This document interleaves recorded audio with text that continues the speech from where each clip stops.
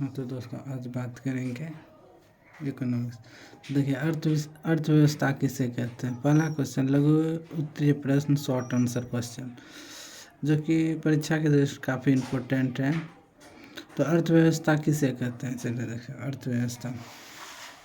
तो अर्थव्यवस्था देखिए, अर्थव्यवस्था एक जीविकोपार्जन की प्रणाली है जिसके अंतर्गत समाज के सभी आर्थिक क्रियाओं को शामिल किया गया है। मतलब अर्थव्यवस्था एक जीविकोपार्जन की प्रणाली है जिसके अंतर्गत समाज के छोटे बड़े सभी आर्थिक क्रियाओं को शामिल किया गया है। तो नेक्स्ट क्वेश्चन चलते हैं। नेक्स्ट क्वेश्चन देखिए, नेक्स्ट क्वेश्चन है मिश्रित अर्थव्यवस्था क्या है। मिश्रित अर्थव्यवस्था क्या है, ये भी इम्पोर्टेंट ही है। तो चलिए देखिए मिश्रित अर्थव्यवस्था क्या है। वह अर्थव्यवस्था जहां उत्पादन के साधनों का स्वामित्व सरकार एवं निजी व्यक्ति दोनों के पास होता है। मतलब स्वामित्व खुद सरकार के पास एवं निजी व्यक्ति दोनों के पास होता है, या पूंजीवादी और समाजवादी का मिश्रण है। जैसे भारत सबसे इम्पोर्टेंट है, भारत इसका उदाहरण बहुत इम्पोर्टेंट है और ये काफ़ी बार पूछा भी गया है। वह अर्थव्यवस्था जहाँ उत्पादन के साधनों का स्वामित्व सरकार एवं निजी व्यक्ति दोनों के पास होता है, या पूंजीवादी और समाजवादी का मिश्रण है। तो आप शॉर्ट में कह सकते हैं पूंजीवादी और समाजवादी का मिश्रण है। इस तरह से भी आप लिख सकते हैं। अगर आपको कुछ न याद रहे तो ये याद रखिएगा, पूंजीवादी और समाजवादी का मिश्रण है, शॉर्ट वर्ड में। तो चलते हैं नेक्स्ट क्वेश्चन। तो देखिए नेक्स्ट क्वेश्चन क्या है, सतत विकास। सतत विकास क्या है।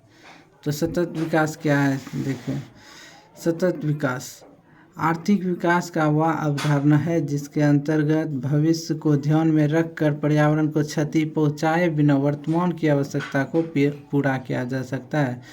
सतत विकास का अर्थ यह हुआ कि मतलब कि ध्यान में रखकर पर्यावरण को बिना क्षति पहुंचाए बिना वर्तमान की आवश्यकता को पूरा। जैसे आर्थिक विकास का वह अवधारणा है जिसके अंतर्गत भविष्य को ध्यान में रखकर पर्यावरण को क्षति पहुंचाए बिना वर्तमान की आवश्यकता को पूरा किया जाता है। तो आप समझ गए होंगे, जैसे आर्थिक विकास का वह अवधारणा है जिसके अंतर्गत भविष्य को ध्यान में रखकर पर्यावरण को क्षति पहुंचाए बिना वर्तमान की आवश्यकता पूरा किया जा सकता है। यह सतत विकास हमारे भविष्य के लिए बहुत इम्पोर्टेंट है, आप सोच के देख सकते हैं। और ये दो आप प्रीवियस क्वेश्चन देख लीजिएगा, ये सब कितना बार पूछा गया है। तो नेक्स्ट क्वेश्चन चलते हैं। तो नेक्स्ट क्वेश्चन है 4 नंबर, आर्थिक नियोजन क्या है। आर्थिक नियोजन क्या है। तो आर्थिक नियोजन क्या है, देश के आवश्यकता के आधार पर एक निश्चित अवधि के अंतर्गत उपलब्ध संसाधनों का विवेकपूर्ण उपयोग करना ही आर्थिक नियोजन कहलाता है। देश की आवश्यकता के आधार पर एक निश्चित अवधि के अंतर्गत उपलब्ध संसाधनों का विवेकपूर्ण उपयोग करना ही आर्थिक नियोजन कहलाता है। देश की आवश्यकता के आधार पर एक निश्चित अवधि के अंतर्गत उपलब्ध संसाधनों का विवेकपूर्ण उपयोग करना ही आर्थिक नियोजन कहलाता है। तो दोस्तों फिर आगे देखते हैं क्वेश्चन। आगे मानव विकास रिपोर्ट क्या है। ह्यूमन डेवलपमेंट रिपोर्ट, ये ऑब्जेक्टिव में कई बार पूछे गए हैं। ह्यूमन डेवलपमेंट रिपोर्ट HDR का फुल फॉर्म। तो चलते हैं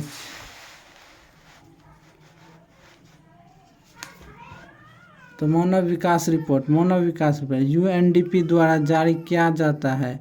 इसमें विभिन्न देशों की तुलना शैक्षणिक योग्यता, स्वास्थ्य स्तर तथा जीवन प्रत्याशा पर की जाती है। तो अब नेक्स्ट क्वेश्चन चलते हैं, आधारिक संरचना। देख सकते हैं आधारिक संरचना पर प्रकाश डालें। तो आधारिक संरचना वे सभी तत्व जैसे स्कूल, कॉलेज, सड़क, अस्पताल, बिजली, परिवहन इत्यादि जो देश के आर्थिक विकास में सहायक है। उसे आधारिक संरचना कहते हैं। आधारिक संरचना मतलब आप सीधा सीधा समझ सकते हैं, जो देश के आर्थिक विकास में सहायक होते हैं, जैसे स्कूल, कॉलेज, सड़क, अस्पताल, बिजली, परिवहन इत्यादि, जो देश के विकास में सहायक हो, देश के आर्थिक विकास में सहायक हो। तो वे सभी तत्व जैसे स्कूल, कॉलेज, सड़क, अस्पताल, बिजली, परिवहन इत्यादि, जो देश के आर्थिक विकास में सहायक होते हैं, उसे आधारिक संरचना कहते हैं।